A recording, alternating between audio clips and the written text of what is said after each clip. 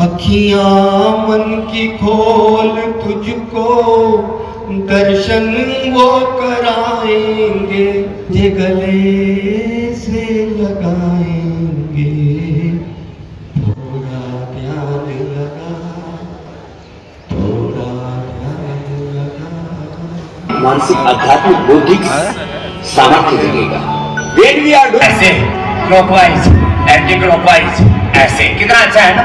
ये एक बार से दोनों पैरों से और 100 बार से शुरू करके 1000 बार तक पहुंची। और हमारी गिनती 1000 बार तक पहले पूरी नहीं होती।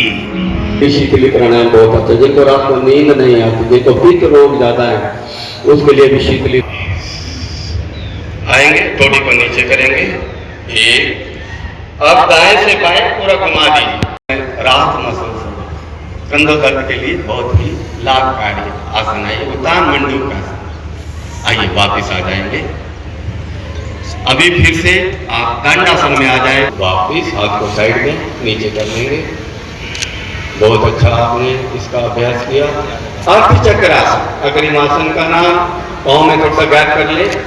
करवट लेके इधर देखे यूं, ये ऐसे, ये ऐसे वापिस 4 नारासन चपरासन बच्चे खड़े होकर के करो। और ये इतना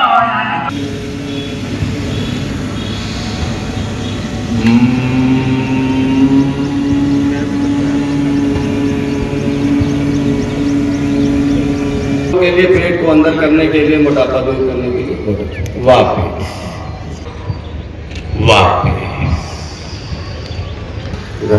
नियमित रूप से 5 से 10 मिनट रोज करना चाहिए। चलिए विश्राम। दाईं तरफ घुमा दीजिए। बायां हाथ दाएं कंधे पर आ जाएगा। बायां हाथ दाएं कंधे, उधर पीछे की तरफ देखना है। कमर के लिए बहुत ही अच्छा है, इनको कमर में दर्द रहता है।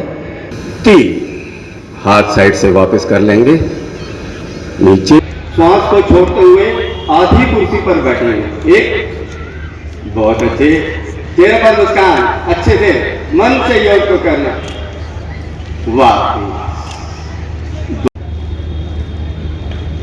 वापिस हाथ को नीचे कर लेंगे।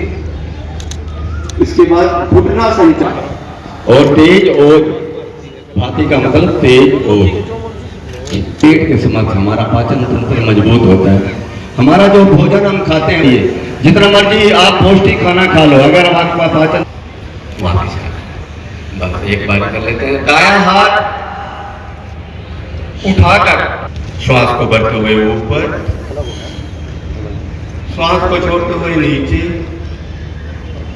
श्वास को भरते हुए ऊपर। बहुत ही लाभकारी। वापिस 2, दूसरी साइड में।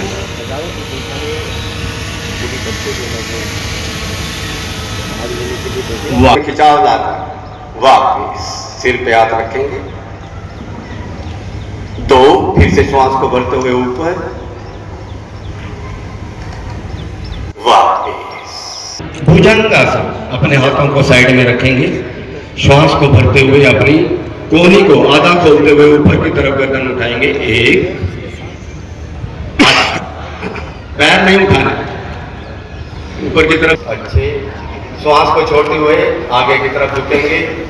जिनको कमर दर्द रहता है वो आगे नहीं झुके। बाकी सभी नीचे तक अपने पैर के अंगूठों को स्पर्श करने का अभ्यास करें। 3, श्वास को भरते हुए फिर पीछे। और खुल के लगा दो जरा, पूरा मन को खुश कर दो। माहौल खुशनुमा होना चाहिए। एक बार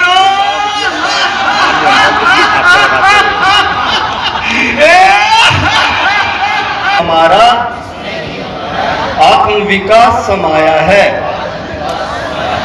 मैं स्वयं के प्रति, कुटुंब के प्रति, कार्य, समाज और विश्व के प्रति शांति, आनंद और स्वास्थ्य के प्रचार के लिए प्रतिबद्ध हूँ। अपने हाथ में जहाँ योग रहेगा वहाँ रोग नहीं रहेगा। योग से रोग दूर है। तो योग हमारी पुरानी परंपरा है, ऋषि मुनियों की, संतों की। हमारे जितने भी युग हुए हैं, युग के अंदर भी हमारी संध्या का युग हुआ, जैसे ध्यान करना, और कलयुग है जिसमें बाहर फिरना होता है, बाहर का काम ज़्यादा है। लेकिन कुछ युग ऐसे हुए हैं जिनमें ध्यान करके वेद शास्त्र लिखे गए। उस समय में जो समाधि थी वो योग के माध्यम से ही होती थी। योग का मतलब है पूरा ध्यान एकत्रित करके एक जगह लगाना। तो उससे हम विकास भी करते हैं और खोज भी करते हैं। नई नई खोज हम योग के बगैर नहीं हो सकती। जहाँ भी किसी यूनिवर्सिटी के अंदर योग जो रिसर्च करने वाले विद्यार्थी हैं, वहाँ शांत वातावरण चाहिए और एकाग्र ध्यान करना चाहिए ताकि कोई खोज हो सके। जब भी बच्चा घर से बाहर जाता है, माँ बाप एक ही बात कहते हैं भी ध्यान से जाना। ध्यान का मतलब यही है कि हम अपने पूरा मन एकाग्रित करके ध्यान रखें। आप तो देखते हो कई बार किसी को सूचना मिलती है कि फलानी जगह आग लग गई, वो दौड़ता है, रास्ते में उसको कोई मिल जाए वो नमस्ते भी करेगा कोई दूसरा आदमी, लेकिन उसका ध्यान नहीं है उसकी तरफ। फिर अगले दिन पूछेगा कल क्या बात थी यार, तूने मेरे नमस्ते नहीं दी, वो कहेगा मेरा ध्यान नहीं था उसकी तरफ, मेरा ध्यान कहीं और था। तो इसको ध्यान को एकीकृत करने के लिए तो ये योग विद्या जो है हमारे ऋषि मुनियों की देन है। और आज माननीय मोदी जी ने इसी ऋषि मुनियों के संदेश को आज सारी दुनिया में पहुँचाया और 177 देशों ने इसको मान लिया। अब सारी विश्व योग करता है। आज का दिन योग दिवस के नाम से है और मैं सबको आपको बधाई देता हूँ। आपने भी अच्छा किया योग, तो आज बैठे थे आप, सबने किया, यही हमारे स्वस्थता का कारण रहेगा। सर, हिसार यूनिवर्सिटी का मामला शांत नहीं हो रहा सर, क्या कहना है? बच्चे हैं, शांत हो जाएगा। बच्चों का स्वभाव भी ऐसे होता है कुछ, और घर में भी बच्चे कई बार शोरों में जाते हैं। अब तो इतनी बड़ी यूनिवर्सिटी है, हमारे वहाँ के वाइस चांसलर अधिकारी बहुत अच्छे हैं और मैं समझता हूँ वो इसको धीरे धीरे करके ठीक कर दें। धान की फसल का सीजन है सर, कितनी धान लगाने की इस बार? धान तो हर बार हमारे बढ़ के ही होता है, एरिया बढ़ रहा है धान का। गेहूं भी हमारी अच्छी हुई, पूरे देश के अंदर कृषि प्रधान देश है, झाड़ अच्छे रहे और धान की फसल भी अच्छी रहेगी। लेकिन धान में हम सीधी बिजाई में सरकार महत्व देती है। अगर मेरी फसल मेरा ब्यौरा, मेरी फसल मेरा पानी, तो उसमें हम पानी को बचाने के लिए सरकार ने कई योजनाएं चलाई है। अगर धान छोड़ के कोई दूसरी फसल करेगा उसको 8,000, और कोई सीधी बिजाई करेगा पहले 4,000 से 4500 की है। तो इसलिए हम किसान के साथ है और प्रकृति खेती की तरफ माननीय प्रधानमंत्री जी का, मुख्यमंत्री जी का अभी परिस्थितियाँ ऐसी बन गई देश के अंदर, प्रकृति खेती की तरफ बढ़ना पड़ेगा। ये समय की मांग है। पहले समय की मांग थी, वो ऐसे काम किया। अब समय की मांग ये है भी जहरीलापन जो फसलों में आया है, वो DAP, यूरिया, पेस्टिसाइड की वजह से अब वो अनाज के अंदर कड़वाहट आई है, उससे बीमारियों का प्रचलन हो गया। इससे राहत मिले, हम प्रकृति खेती की तरफ बढ़ें और हम स्वस्थ रहें, इसके लिए भी सरकार ने योजना बनाई है। एक गाय पे 25,000 की सब्सिडी थी पहले, अब 30,000 की है। वो 2 एकड़ पे थी, अब 1 एकड़ पे कर दी।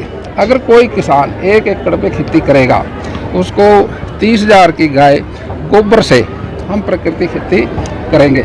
और ये योजना इतनी अच्छी है, गाय आएगी, घर में दूध आएगा, दही, घी, साथ में वो आ गया और उसके गोबर से प्रकृति खेती होगी।